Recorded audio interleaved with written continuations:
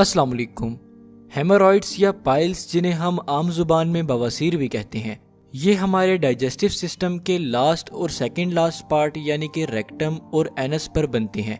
बाज़-औक़ात किसी वजह से हमारे रेक्टम और एनस रीजन में पाई जाने वाली छोटी ब्लड वेसल्स यानी कि वेन्स प्रेशर पड़ने से फूल जाती हैं, जिससे अफेक्टेड एरिया में सख्त दर्द शुरू हो जाता है और कुछ केसेस में ब्लीडिंग भी होने लगती है।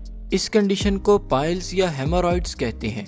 इंडिया की तकरीबन 75% आबादी हेमोरॉइड्स यानी कि बवासीर का शिकार है, जबकि पाकिस्तान में बवासीर की एग्जैक्ट परसेंटेज अभी तक अननोन है।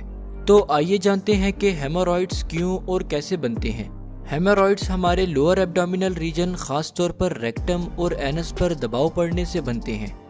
हम लोग अपनी रोजमर्रा जिंदगी में बहुत से ऐसे काम करते हैं जो हमारे लोअर एब्डोमिनल रीजन पर दबाव की वजह बनते हैं, जैसा कि labour work, weight lifting, pregnancy या फिर कॉन्स्टिपेशंस वगैरह।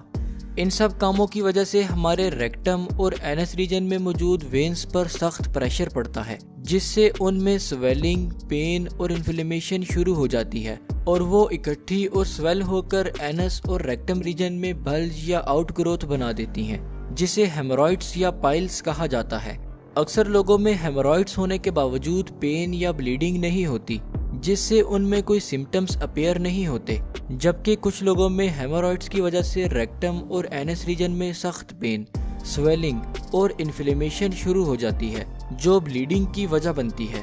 Diagnosis and treatment.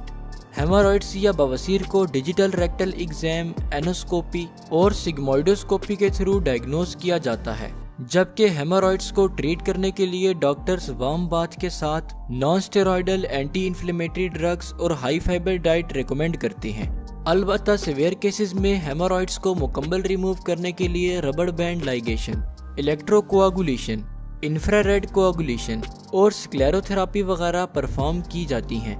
Rubber band ligation में हेमोरॉइड्स के अराउंड रबर बैंड बांधकर हेमोरॉइड्स को रिमूव किया जाता है, जबकि इलेक्ट्रोकोआगुलेशन और इंफ्रारेड कोआगुलेशन में इलेक्ट्रिक करंट या इंफ्रारेड प्रोब के थ्रू हेमोरॉइड्स को हीट करके रिमूव किया जाता है।